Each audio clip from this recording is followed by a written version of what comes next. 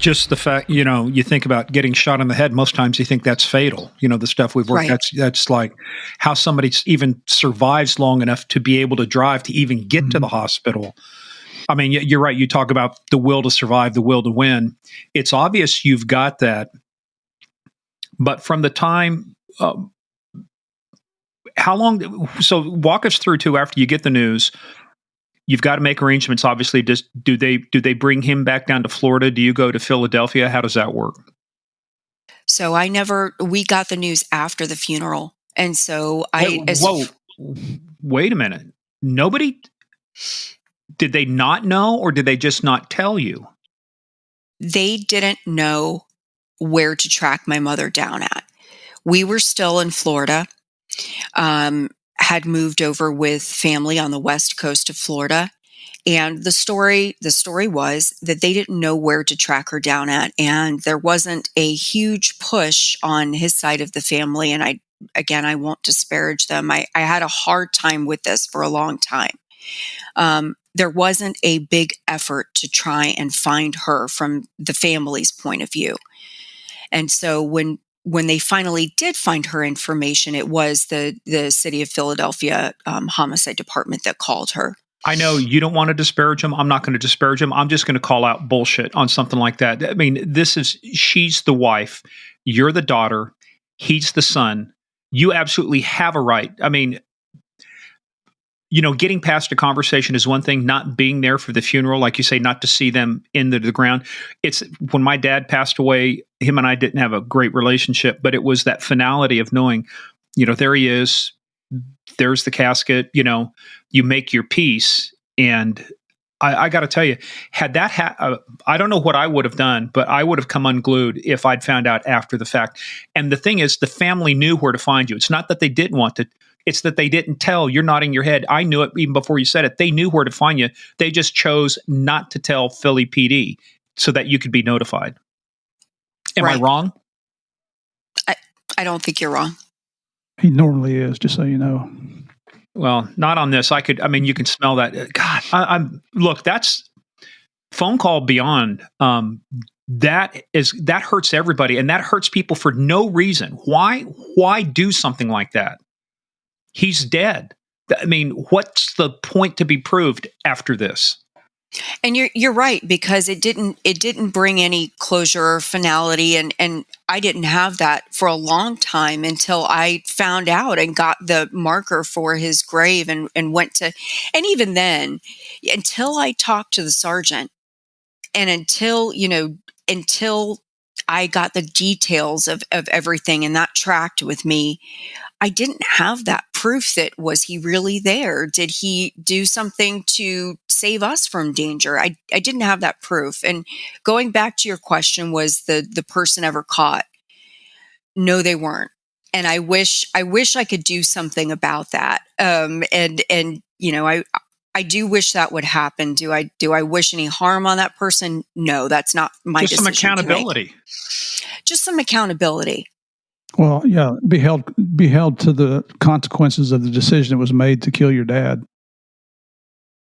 And I know, you see things on TV and you see, oh, okay, well, another bad guy's gone or another tertiary character, and you look at it in 2D, but you don't think about whether it's the bad guy or the person that's, suffered for some reason, the families behind that.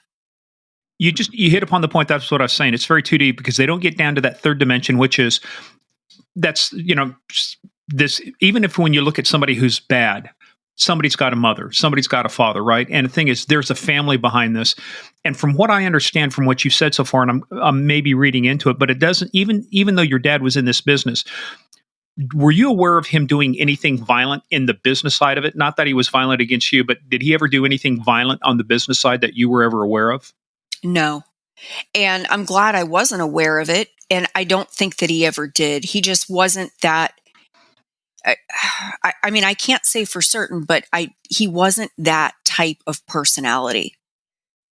He was a doer and a pleaser, but I don't think that he ever would have gone there. And that could be my naivete, but I don't think so. Yeah, but your dad, I mean, and I think back to, I think it was episode 26, Murph, wasn't it? Luis Navia. We had Luis Navia he was working with the cartels out of Florida, out of Miami, that area. He was involved with some of the meanest people in the world. You talk about Rascuño, people that Rascuño kidnapped, they didn't survive. He survived twice. But the thing he said, he never carried a gun, never did weapons. Violence was not his thing. Drug trafficking, cartel stuff, that was his thing, right? So people get this misnomer that everybody who's involved in the drug trade is violent. No, there are people who make conscious decisions, say, look, they treat it like a business. It's an illegal business, but they treat it like a business. Well, how did your life turn around to the point of where, look, you've missed so many days, things got to be so tough, you're finding out about this. First of all, how the hell do you get through high school and then you go through college? How do you make that happen? I think high school was probably the toughest time in my life because after that, you talk about that vigilant, like that will to survive and always being in that chaotic kind of hyper-vigilance mode, that went into double time for me. And so that was the part that was really tough for me, not knowing, is something going to happen to my mother? And just my mindset shifting to that. Not, okay, well, we're moving on from this. There was no moving on. There was no finality. There was no therapy. There was no any of that. And so it was just, I will say it was just a will to survive and get out of that. In my mindset, I didn't have anybody to talk to me about college, talk to me about, these things and moving forward. It was just sheer, just dogged perseverance of, I've got to get out of here. And what is my way to get out of here? Education. That's the only thing in my mind could think of is education. I've got to move forward. I go back to, go ahead, Mark, sorry. I was going to say, did you guys stay on the West Coast or did you go back to the Miami area? We stayed on the West Coast at that point. Okay. Go ahead, Mark. Well, there's this whole thing about the 7 stages of grief, and part of it's denial. Were you in denial when this happened, or was there a faster move towards acceptance because of the lifestyle that he'd been living and the things that you'd been through during that time? Oh, no, not at all. I was in complete denial. I would look for him. My mother would say things like, oh, I saw somebody that looked like your dad today in the grocery store. And so that, it was a great fantasy to have, but not putting and going through those stages of grief and even not taking the offer from the school for therapy, my mother not taking that. And she only told me about that years later, actually about 2 years ago. Not having any of that to process and go through those 7 steps, I think just did me such a disservice and does, for other children out there, does them such a disservice not being able to talk to somebody that's a third party or somebody that's a trusted adult. Yeah, because once you get past, denial, then you start getting into anger. When did you become angry? I would say more so sad and angry at myself for the last conversation that I had with him. Because I still wasn't there yet that he was gone and not coming back. I still wasn't there because there was always hope. Because you never went to the funeral, you never really saw the box, you never saw him, you never saw any evidence that said he was dead. All you got was a phone call after the fact. Exactly. And so it wasn't until I talked with the sergeant who worked on the case, saw the evidence, explained things to me that I could really put that at, okay, he's gone. Well, tell us about getting through high school, then into college. What sustained you during this time? Because you obviously your world was upended to begin with everything going on, and then your dad's killed. That's got to upend things even worse. How do you make it through high school? Again, just dogged perseverance of, if it's hard, I've got to get through it. I actually, started, sometimes grief can manifest physically. And I experienced my first panic attack, I think in 10th or 11th grade. I didn't know what it was, didn't know why it was. And so there were often times that I would just go to be by myself during lunch, just biting off those little moments of peace whenever I could, because it was still chaotic at home. We didn't go from, rags to riches, or from a standpoint of, I mean, it was still like, how are we going to get by? But it just, that dangerous element wasn't a part of it anymore. Was there any relief though for you, even though the news was bad? Was there any relief in terms of like, you're not going to face this danger again, or something's going to change, or did that enter into your head at all during that time? No, it didn't. And that's because I didn't have that finality. I always thought, okay, if somebody did this to my father, were they going to be so angered that they said, that's not enough, we go after the family? What would hurt even worse? I don't know anything about, who killed him, where they came from, what their, cultural norms are in this scenario. I don't know. And so that was always in the back of my mind. Is there somebody that's going to come after us? Are we still safe? It was throughout until I talked with the sergeant. And how many years after that was it? You said that was after college when you finally said, "Hey, I want to talk." Well, let's before we get to that, let's talk about that. So, when you got out of high school, how did you get into college? I mean, if this was tough now, college is going to be tough too, because now you're on your own. So, you have got. And I wanted to ask you this. You talked about you just had this will, this perseverance. Where did that come from? I mean, with in all due respect, with everything you've been through, you should have been beat down like a dog, that was chained up, and a whipped puppy. You kind of said "F you" to the world and said, "Look, throw all the stuff you want at me. I'm still going to get this done." Where did that come from? I will say that, I know the statistics are that 50% of children who grow up with an addicted parent become addicted themselves. And I went completely the opposite way. I mean, I didn't touch a substance, and I made that. I knew in my first high school party what that smell was, but I went to, I would almost say, the paranoid side of things of, I don't want to be around any substances, or, because I know the element of people that deal those substances. I don't want to try anything for trying anything's sake. And so I went completely the opposite. And it was a whole new adventure, just going to college and trying to, figure out how that works, and what do I need to do. And it was just a matter of me finding a counselor, but just even those life skills, not having those. You talk about banking and trying to figure all of that out.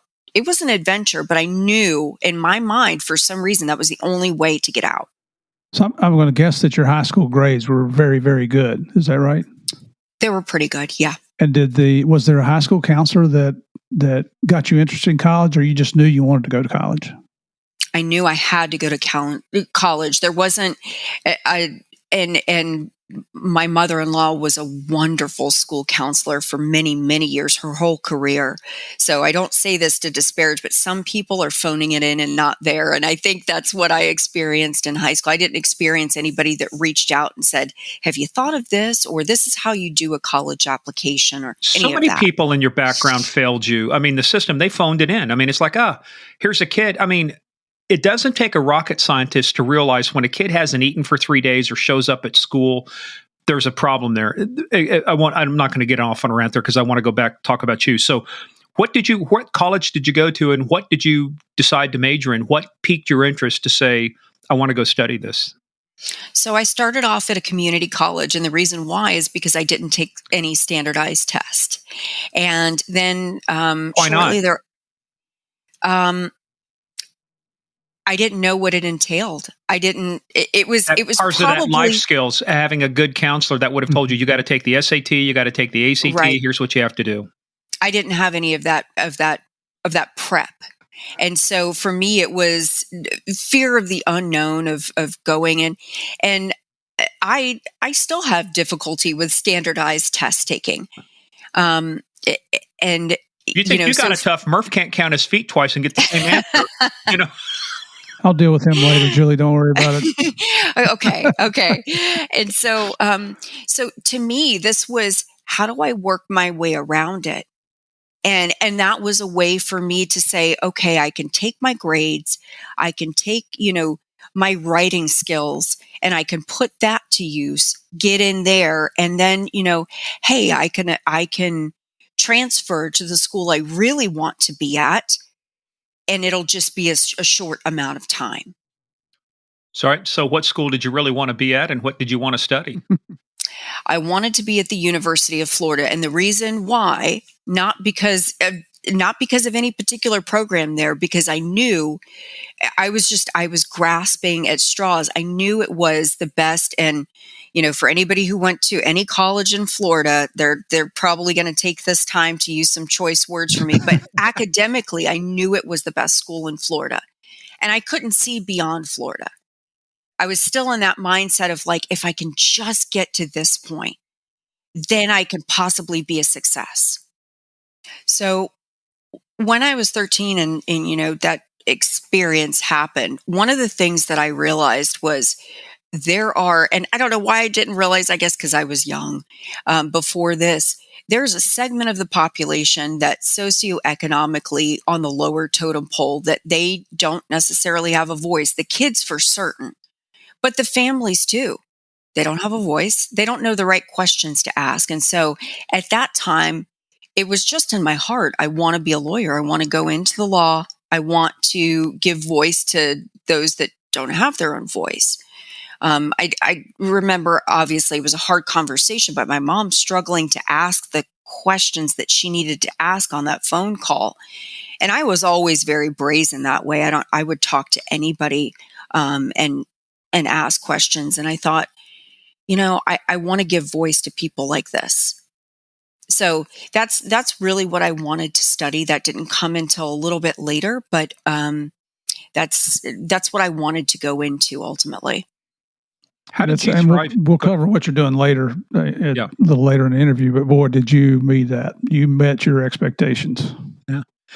Did you thrive once you got to the University of Florida? The Gators? Did you go to any football games? You do anything? Did you finally just cut loose and do college shit? No, I didn't. I don't think I've ever been a kid. I have always been in that adult. You've been an mode. adult from age 7. 5. Yeah, younger. And I don't think I didn't know anything different. But I had horse blinders on. So yes, I did go to a couple of football games, but not being in that mindset, feeling like, listen, I've been there. I've done that. I've seen the bad things in life. What is this? What is this, like keggers? What is that? Not being able to have fun in those situations because number one, I don't partake in anything. And number two, it just like, come on. There's nothing I want in that. So no, I never kind of let that down. I would think, given your background and what you endured and what you witnessed growing up, that you'd look at that college life like, what a waste. This is so frivolous. There's so many other important things, not realizing that there's so many more years after college where you have to be an adult. If I could go back and take that all and just soak it all in, I would, because you hit it on the head. That's exactly what I was thinking. What nonsense is this? It's the kind of nonsense you look back on years later and you go, damn, we survived that stuff. I just went out to my fraternity. We have an alumni association, and actually a guy that was in my chapter in college is now the national president of our fraternity. And people were saying, what do you know about him? I said, I could tell you stories about stuff we did during the summer. Oh my God. But see, I was like you. I never, no drugs, nothing ever. I mean, it's like, I never knew what marijuana was till I went to college, and somebody says, hey, what's that? And it's like, yeah, it just doesn't appeal to me. I didn't drink till I went to college either, but that was 18 back then. Murph, I don't think there was a drinking age back in the Revolutionary War, was there? I mean, you could drink. There wasn't, but you had to make your own alcohol. That was the challenge. Yeah, you had to go to the town. How was that moonshine? You couldn't go to the package store. You had to make your own. Oh, did you see the picture I posted of you on the Facebook group, Murph? No. Oh, Lord. Go check it. Speaking of hillbillies. All right. Speaking of hillbillies. I'll be right back.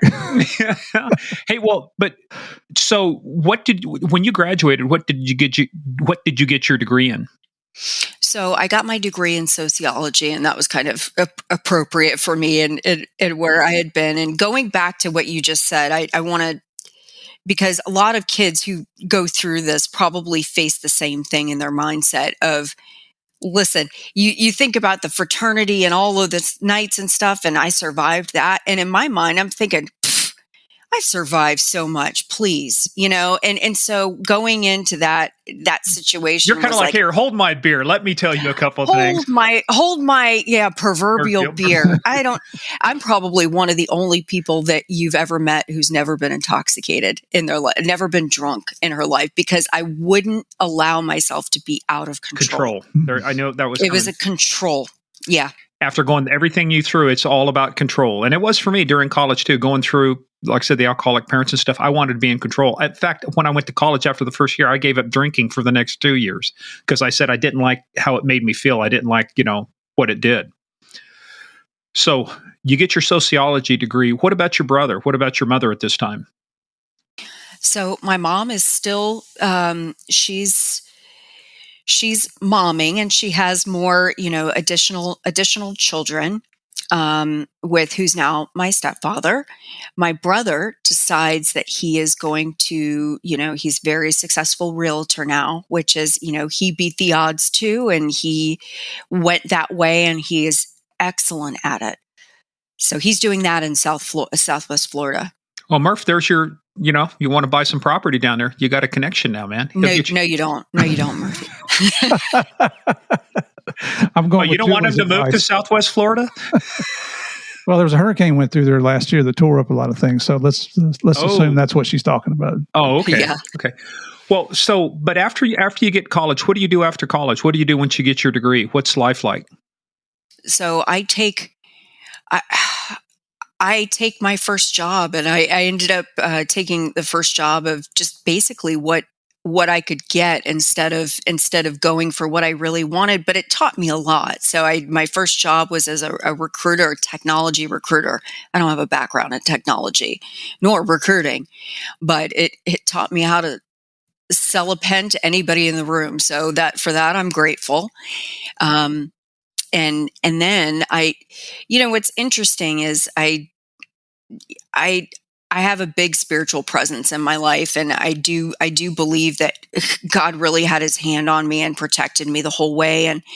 And for all the hardship that I went through, I will say that one of the amazing things is the jobs that have come my way have sort of been calls that have come to me.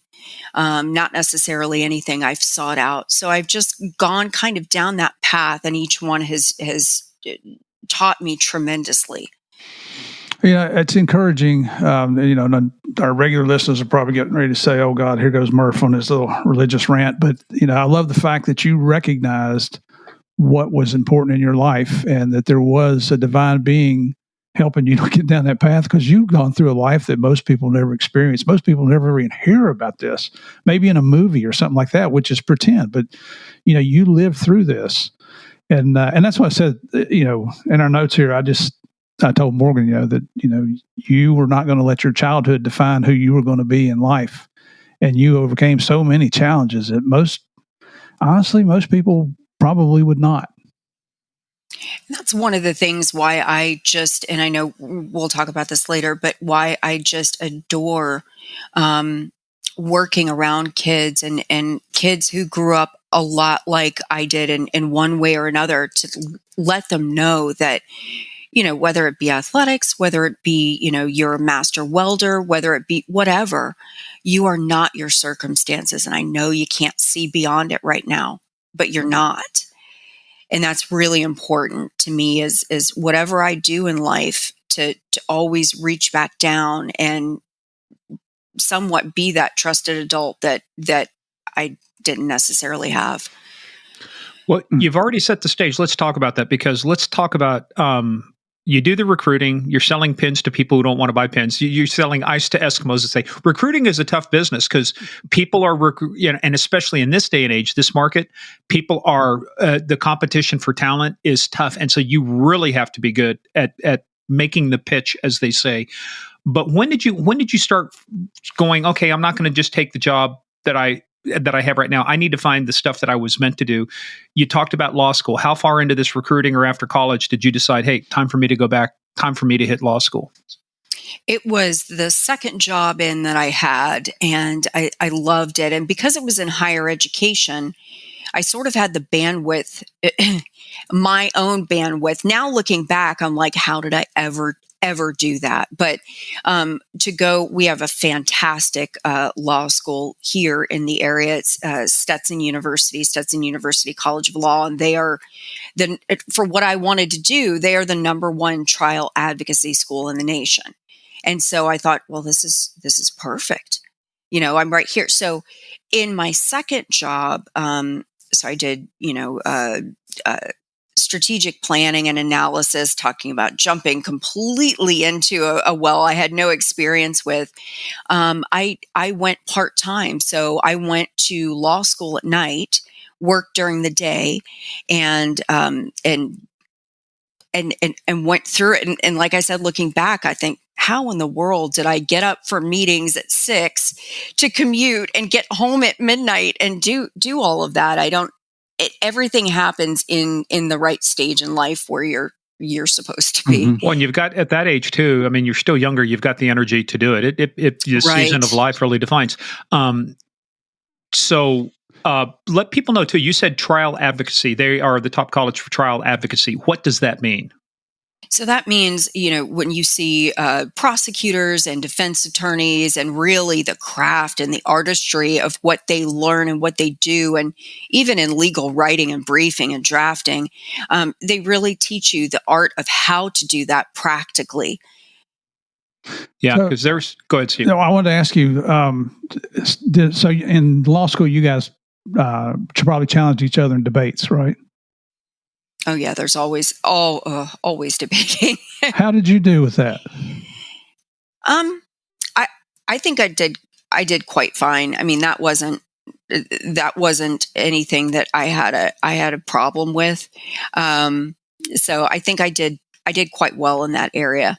I can't imagine you backing down from anybody. And I'll tell our listeners, so you can't see her. She's a little bitty thing.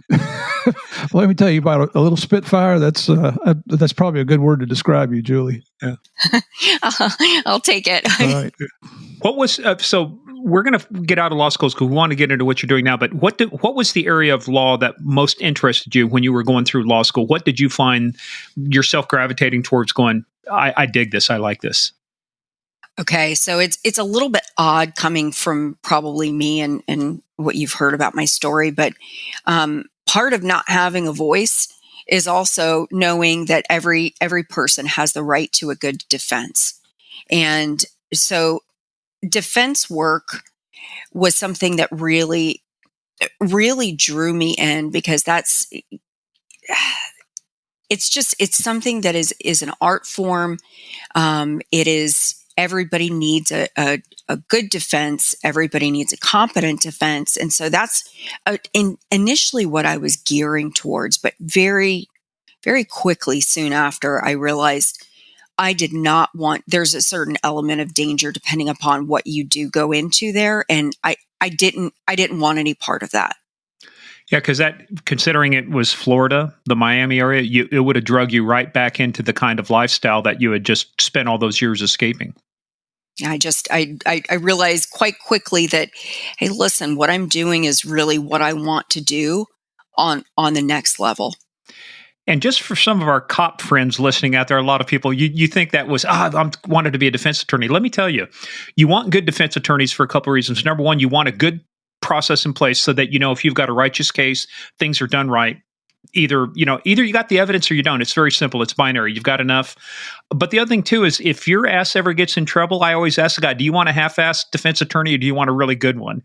It's okay. You want a good one when stuff happens, but you don't want anybody else to have a good one. So you can't have it both ways, people. So, yeah, you got to. And look, I had friends of mine that were in the defense bar. One of them actually ended up representing me when I got divorced from my first wife. good times. I mean, it was just, we had a good relationship though, because we didn't make it adversarial. It was adversarial on the stand as it should be. But I remember having one defense attorney come up to me. When I was a trooper, I made like a minor mistake. Like I said, something avenue instead of something street. And he was trying to make a big deal of that. And he walked up to me and under his breath, he goes, "Don't worry, I only got a couple more questions." Then he stood back and it was like, you knew it, but it's a game, right? You got to do your part. You have to vigorously represent. But anytime it starts getting personal, and there are a couple defense attorneys and prosecutors who made it personal, that's when stuff went off the rails. So I applaud you for highlighting that. But let's talk about getting into kind of what you were doing now.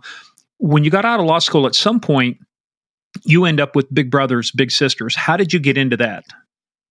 So that actually, it was very interesting. And I don't say interesting in the conventional way, interesting in that, I talk about kind of God winks, and that was one of them. So the same day, there was somebody that I worked with, happened to be an auditor, and he shoved an opportunity under my door, literally. And that same day, I got a call from a recruiter. Same opportunity, two different avenues. Neither one of them knew each other. And so it was for the position of Director of Federal Grants at Big Brothers Big Sisters of America. And I knew I loved the organization, really aligned with their mission and what they did for kids. And I thought, okay, this is a good jump for me to just see what this adventure is going to bring. And that came in from two totally different sources.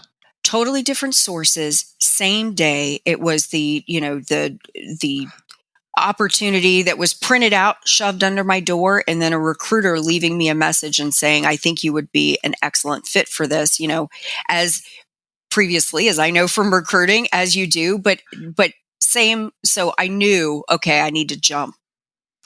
And for those of the folks who wonder about, grant writing, if you wondered if your writing or legal skills are going to come into play when you start going for grants, as I'm working on I'm actually part of a federal grant right now on a project I'm running, the reporting, the requirements, even the applications, all that stuff.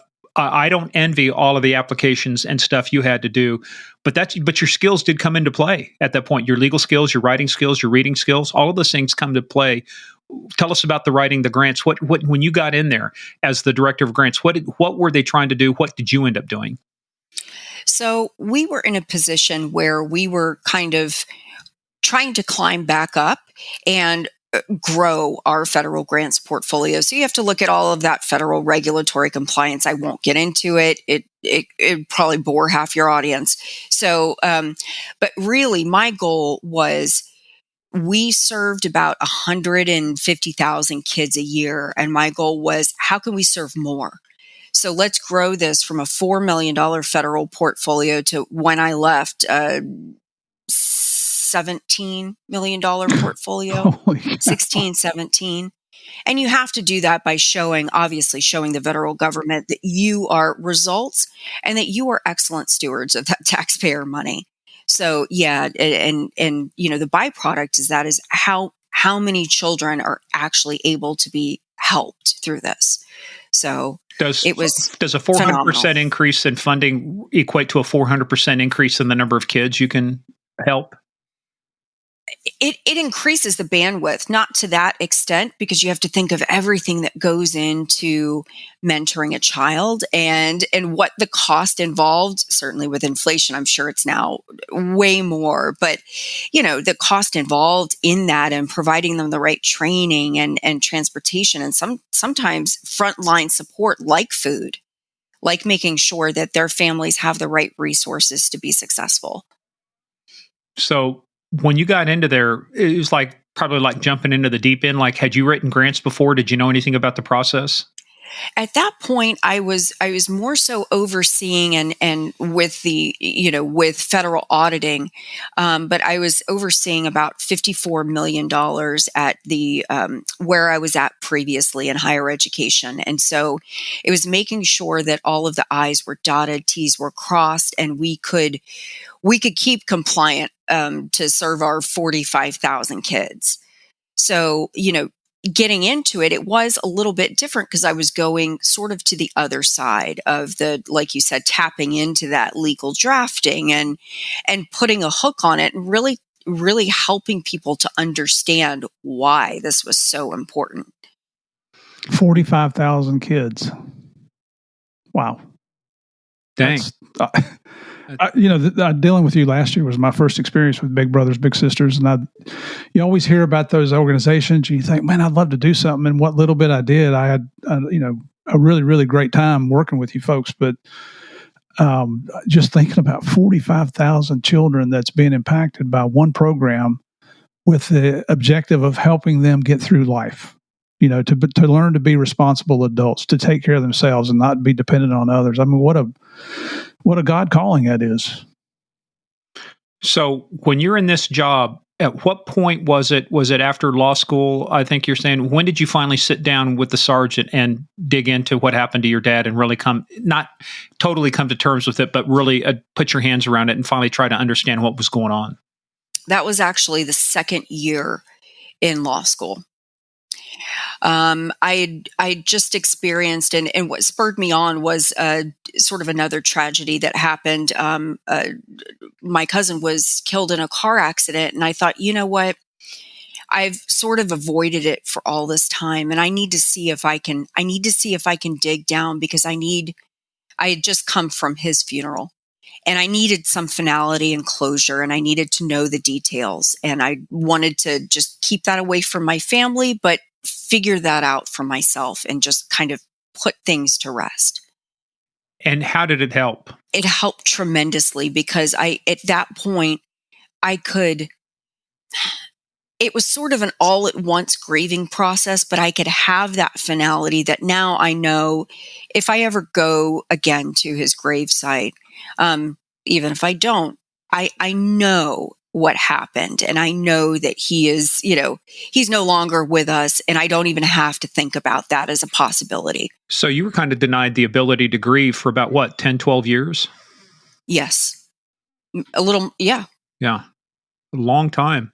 Well, the reason I wanted to kind of go backwards in time to bring it forward, because getting some of that emotional baggage off or dealing with it, did it help then for you in terms of focusing what you wanted to do and set your life goals and then move forward on that, finally getting that resolved? Did that kind of take a big weight off of you?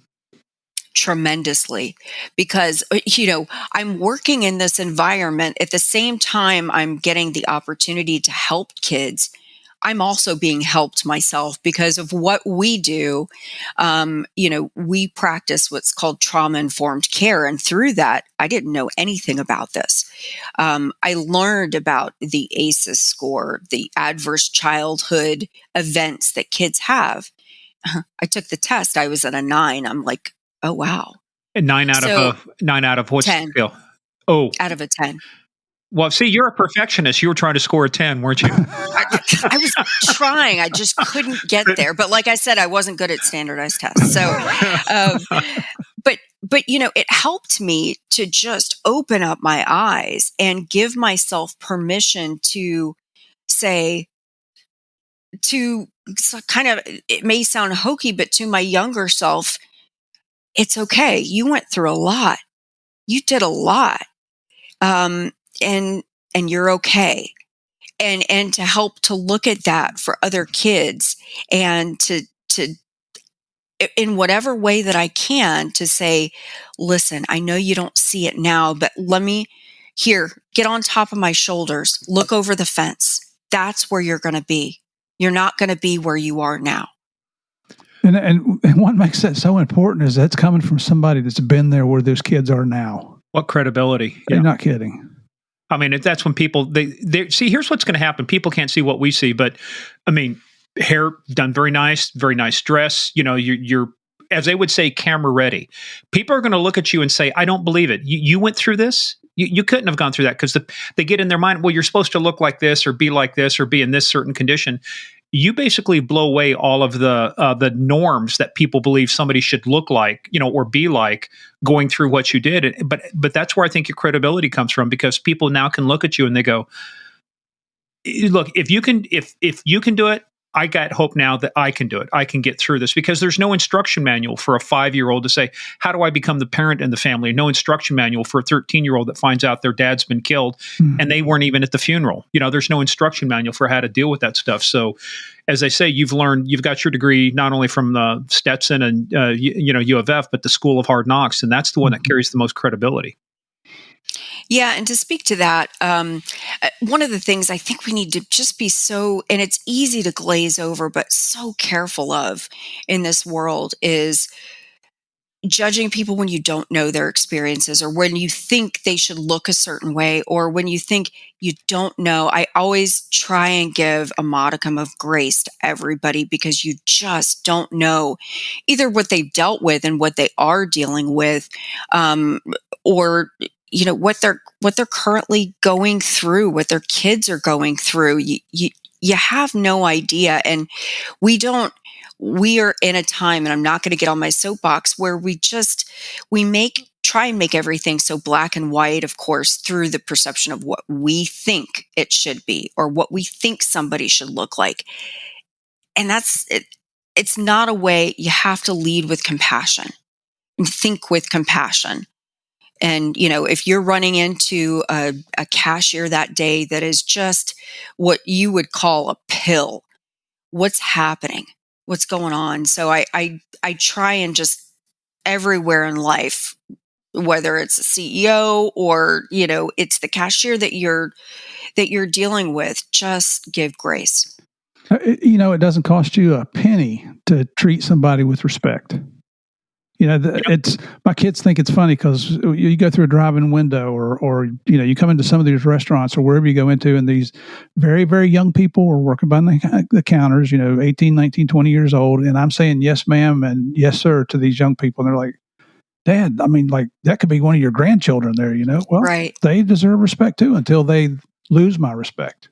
Well, if that's one of your grandchildren, you got some explaining to do to Connie. So, thankfully, she doesn't listen to Game of Crimes anymore. After she was on, not after her episode. What the hell?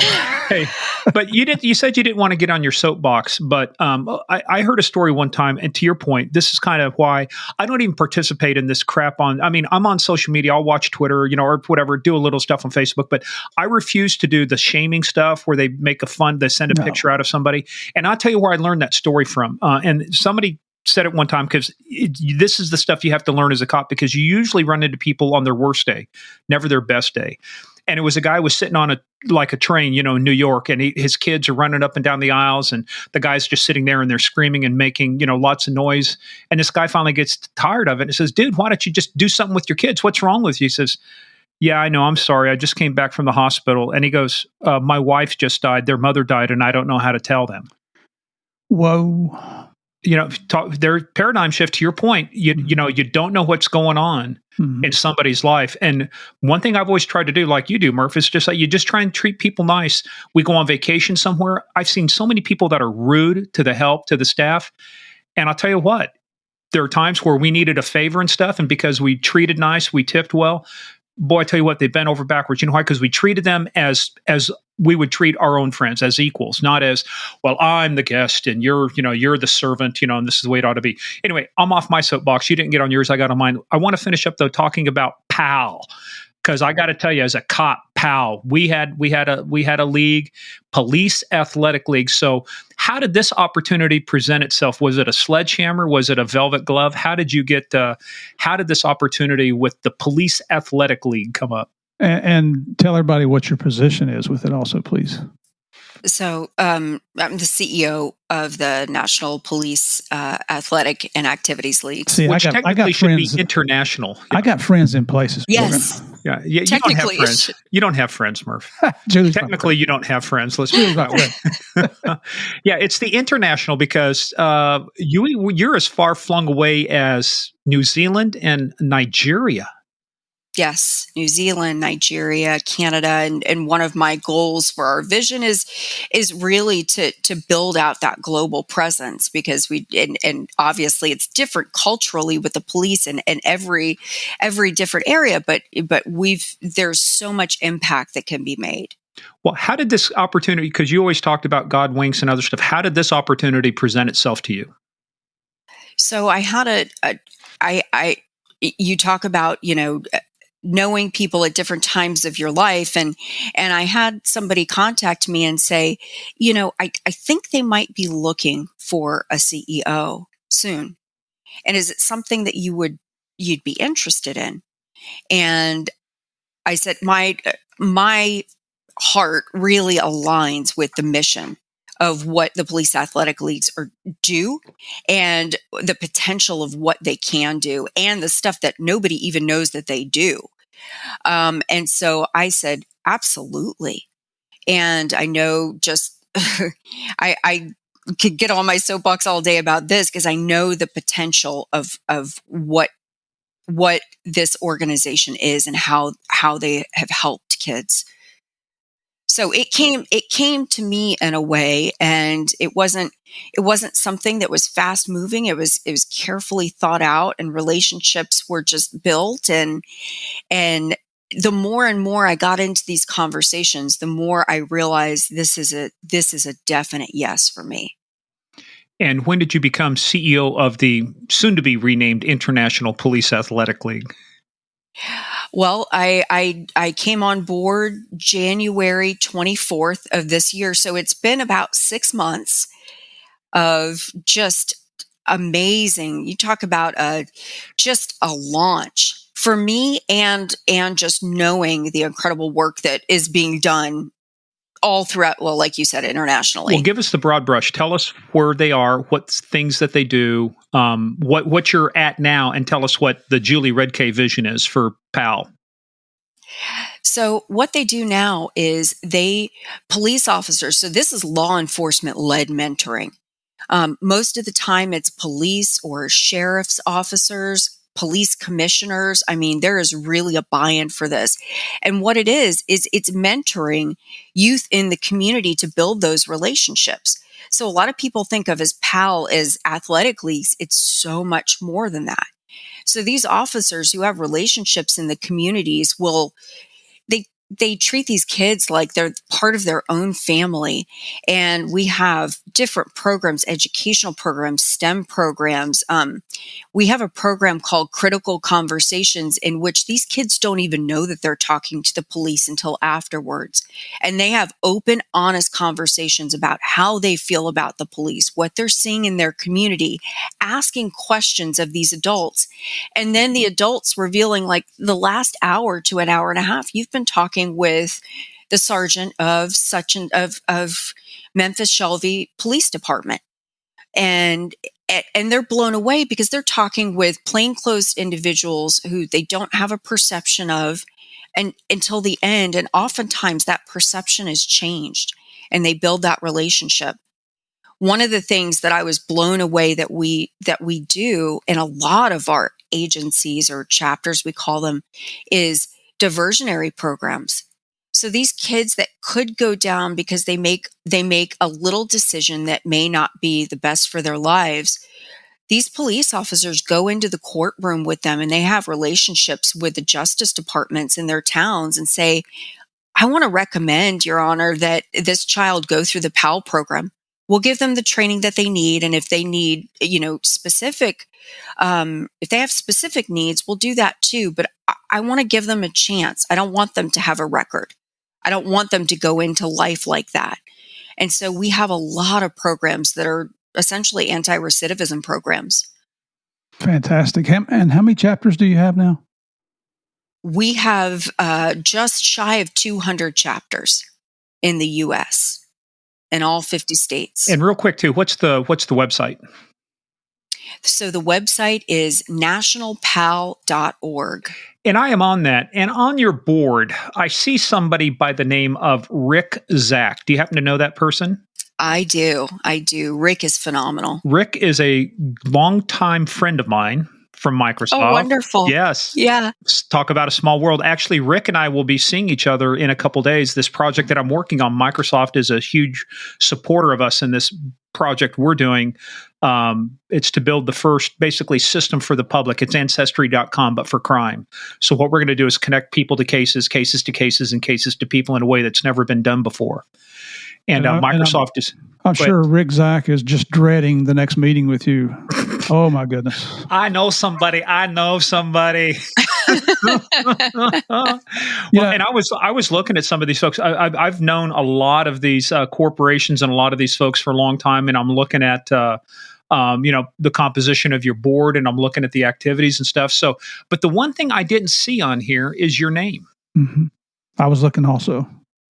Where is your name on I even this? put her name in the search box and it doesn't pop up. Why do I not see the name of Julie Redcay on the nationalpal.org site?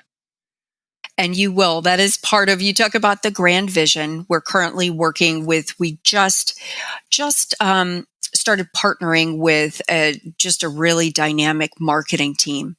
And so you are going to see an overhaul of our website, messaging that really cuts to the heart of what PAL does. And we are working on different opportunities to really in every community, but nationwide, to get the message out there so that, people have their perception of, oh, my child was in PAL. They were in this league, but it's coming at it from an outside perspective. It's so much more powerful, I think, than is recognized. I got to tell you, Julia, I'm over in Orlando, and just yesterday I had lunch with Lieutenant John Cute. I've been on the department, I think he said 22 years here, and the reason we're meeting is I found out about the Orlando Police Foundation, which not only represents Orlando PD, but also Orange County, Osceola County, and Seminole County. And it does things for law enforcement in those areas and their families when there's a traumatic event. A child with an incurable disease, an officer killed in the line of duty, whatever it might be. And I was talking to him about Game of Crimes, and our lunch was like 2 hours and 45 minutes. So I hope his bosses don't get ticked off at him when they found out where he was that long. But I said, as a matter of fact, he said, well, who are some of your guests? And I was going through it, and I said, tomorrow, I got to tell you about this young lady. I said, this Julie Redcay, man, she just impressed the crap out of me a couple of years ago, last year. And I was telling him all about it. And I said, you know what she's doing now? And I told him about Big Brothers Big Sisters. And I said, she's with us. She's the CEO now of this organization called the National Police Athletic. And he goes, pal. I'm like, you know that? He's John's very smart. He's a whole lot smarter than me. But I was curious, do you guys have a PAL chapter here in Orlando? You know what? That's something I'm going to have to look into. I believe that we do. I believe Orange County was at our national conference, but we'd love to grow it even more. If you need an intro, you know where I am. Happy to take it. Well, let's close out and just finish up. Give us the grand vision. So you took Big Brothers Big Sisters from $4 million a year to $17 million a year. What kind of a metric or what kind of a goal do you have for PAL? I mean, when people, when they look at this and they see Julie Redcay's stamp on this, in 5 years, where do you want PAL to be? I want us to go from serving 1.5 million a year, 1.5 million kids, to immeasurable. Let's say 3.5 million children a year, because I want our growth to reflect that. It's really, when it boils down to it, whether it's whatever youth serving organization, it is all about the kids and how many kids we can serve. And we're doing fantastic things on that front. We just had a youth summit here in DC where we brought close to 500 kids. These are children that some of them have never flown before.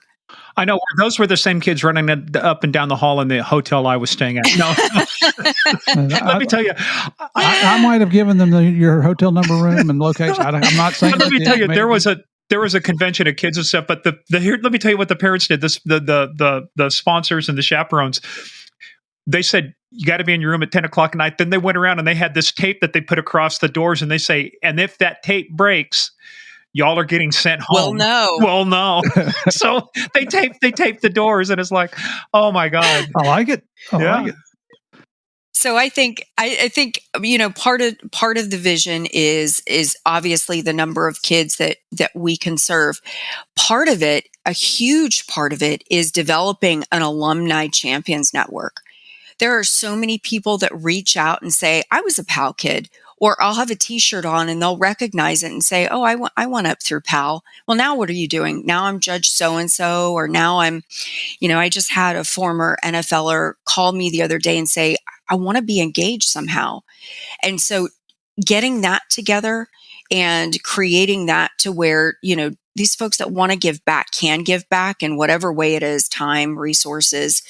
I think that's going to be huge, because it shows these kids, here you have the CEO of a local PAL, or you have this welder who has his own business, or you have a judge, or you have a basketball player. They were where you were. That's infinite potential. Well, and our listeners, if you look at their website, across the bottom of the page, they have their some of their sponsors scrolling across, and it's impressive. Oh, yeah. Holy cow! Major League Baseball, Extended Stay America, NBA Cares, Academy Sports, Cops, Noble. My grant I'm working on comes from one of the offices you got at the DOJ Cops Office, the Community Oriented Policing Service. So that's, I'll tell you, good stuff. But I want to close out with this, and let me tell you one of the most important things that you're doing there. And I was on the International Association of Chiefs of Police Community Policing Committee for about 8 years. Even before they called it that, we knew what it was. It was about good relationships with the community, but it's about a partnership. We've got to get back to that point to where citizens are good citizens. Cops are good cops. Murph and I say all the time, nobody hates a bad cop more than a good cop.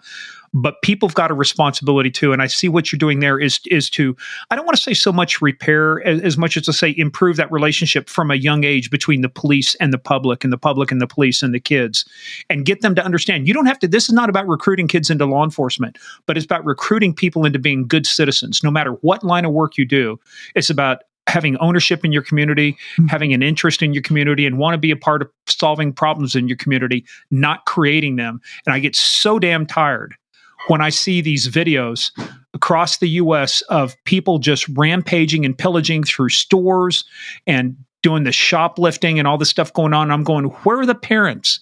And then to your point, what you're doing, had those kids been given an opportunity, would things be different? Had there been something like a PAL or Big Brother, Big Sisters, would that outcome have been different? We've got to get these kids out of this cycle that's going on right now and back to, we won't fix everything, but man, if you can go from 1.5 million to 3.5 million, I'm telling you, the effect will be geometric, not just arithmetic. I'll explain that later to you too, Murph, what that means. It'll be exponential. Next time you see him, Julie, he may have a black eye. I'll kick your good knee. Yeah. And I agree with you. You're taking, and you may not know this about the kids that you're building relationships with, but you're taking oftentimes kids who live in chaos as part of their everyday life. It is their norm. And you're giving them a sense of peace, a sense of trust that they have somebody that's in their corner. And it's not just from a cliche. I mean, I know this to be true from my own experience, and just seeing the relief, forget about joys and smiles and all of that, the relief of a child being able to breathe and know let their for that guard moment down. They're safe. They're safe at least for an hour. Mm-hmm. Yes, that is so important. If there's anybody that can reach the objective that you just laid out there, and even higher goals, short and long term, it's you. I don't beat around the bush about certain things. I don't have heroes. I have people that I respect and look up to. And I got to tell you, Julie, you're right there on the top of that list right now. What you've accomplished in the past with your life, with your professional career, and what you're currently doing is nothing short of extremely admirable. You're setting the standard for other people to follow. You're taking interest in your community and the young people. And as corny and as cliche as this sounds, the kids are truly our future. I think you probably heard me say that with the DEA Educational Foundation. We've got to take interest in them, and we've got to do everything we can to help them. And do they aggravate the crap out of me? Of course they do. I'm getting to be a cantankerous old fart here, but when you can take the time to help a child out, and people say, well, if I could help one child, there's no reason you can't. Just get off your butts and get involved somewhere. I'm throwing myself under the bus here with you, that whatever I can do with the connections I have, or the people that I know, or the narco series, or whatever I can do to assist PAL, as long as you're in the leadership role, lady, I will do anything I can for you. I greatly appreciate it. I appreciate your friendship. I appreciate what you all do, and thank you for asking me to be on, because you're right. It is all about the kids. All of these youth serving organizations, there is so many more kids than there is room for these kids to come in and develop a relationship and be mentored. So it's powerful stuff, and they are our future either way, whether they go through the system or whether they just grow up to become extreme success stories. And if you need a nerd to come and teach them about computers and stuff like that, well, I'll give you Morgan's phone number. Oh, that sounds like a plan. Yeah. No, but seriously, anything we do, and I want to tell people, go to nationalpal.org, hit that donate button. By the way, if you want to know if you can trust them, having been on the board of a nonprofit before and actually being the treasurer, filling out the 990s and all the different forms, right? You are GuideStar. You have a gold award from GuideStar for your transparency. So they, in terms of how they use the money, what they use it for, that is the gold standard. I mean, the gold award. So you guys are very transparent. Mm-hmm. And so you guys go over nationalpal.org and subscribe. Oh, look, let's bring this to a close by us saying, hey, look, this is us saluting you. Thank you for what you do. You'll never know the impact you have. But I can tell you this, the impact you'll have if you don't do anything. Mm-hmm. And that's not the impact we want. So what you're doing makes a difference in the lives of these kids. You guys get out there and support them, nationalpal.org. Hit that donate button. We're going to be checking. All right. So thank you again, Julie. Don't you go anywhere. Everybody else, stay tuned for the debrief.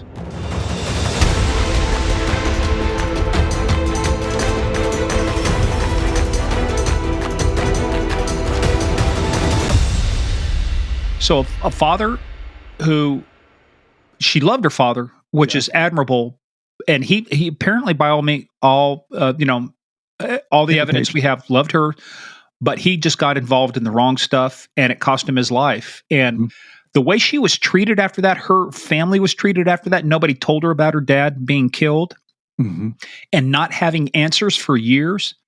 But in spite of everything she went through, she put herself through school. She put herself through law school. And she basically said, F it. I am not going to let this stuff get me down. And let me tell you what, she may be 5'2", but she's 10 foot tall. Absolutely. In terms of what she's done. And I know she's 5'3", because we talked about Michelle Linhart having to poof her hair. So yeah. I tell you what, Julie she's a little spitfire. I love the fact that what she has accomplished in life.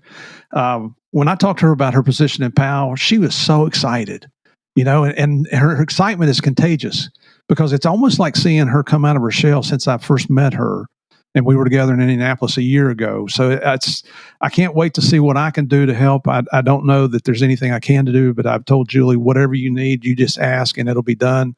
You've heard me say here before, I don't have heroes in my life. I have people I respect. My dad's at the top of the list. Well, you know what? Julie, you're sitting right up here next to my dad, lady. Very, very proud of you. Yeah. Can't say it enough. And she has such a compelling story because she was one of those kids that needed that kind of help, that didn't get it. And now she's bringing that help to all of those kids. And it's a mission. It's not just a job. It's a mission. It's a passion she has. And so you guys will put all the information in the show notes where you can go find, where you can go help support out. And if you don't have a police athletic league club in your town or something, go to the website. We'll have it all on there. And you guys, in the show notes, you guys can go there and get your club started. Help out. There's only one way we're going to get these kids today safe and what they need to be doing. They've got to have role models. They've got to have constructive things to do. Being on the streets with guns, with fentanyl, with all this other stuff, gang activity, that's not going to help them. People like Julie Redcay, these are the kind of people that are going to change the youths of America. Spread her story around too, and let us know your comments about Julie and what you think, because we'd like to share those with her. Yeah. I want to keep this lady as motivated. She doesn't need us. She's well on her way. She's well past us. But just let her know your appreciation, what your thoughts are, and the fact that you stand behind her. So we're looking forward to hearing from you on this one. Yeah, we do. So, hey, folks, if you enjoyed that episode, head on over to Apple, Spotify, hit those 5 stars. Let us know what you think about it. It's magic. David Copperfield, David Blaine, pick your favorite magician. We don't know how it works. It does. By the way, if you're on Stitcher, get off Stitcher. They're going away. Go to one of the other platforms, Apple, Spotify, you name it, iHeartRadio. Just get on something so you can keep listening to all this good stuff. Also, head on over to GameOfCrimesPodcast.com. On her episode page, we'll have the links to the International Police Athletic League, all the stuff that you need to know about her. Also, follow us on that thing they call social media at Game of Crimes on Twitter, Game of Crimes Podcast on Facebook and the Instagram. And then head on over to Game of Crimes Fans. Just go to your search bar in Facebook, type Game of Crimes Fans. Join it. Our favorite mafia queen, Sandy Salvato, the Iron Fist with the velvet glove, rules over all, will allow you entrance. Just answer a couple questions. Get in there with us. But where you got to be, patreon.com/Game of Crimes, right, Murph? I mean, again, Absolutely. We're apologizing again. Murph, this is Murph's fault. We apologize again for the Narcometer review of Miami Vice, the 2006 movie with Colin Farrell and Jamie Foxx. We apologize. Yes, we do. It's I got big shoulders, so let me have it. But we will do better next month. I promise.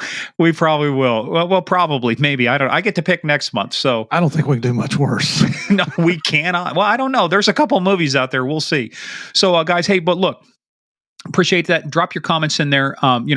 Support these people. Visit our social media sites, webpage. Head on over to Game of Crimes, patreon.com/Game of Crimes, and join in with us because we enjoy bringing this content to you, and we enjoy doing this once again, we play this game of arcs called the biggest, baddest, most dangerous game of all, the Game of Crimes.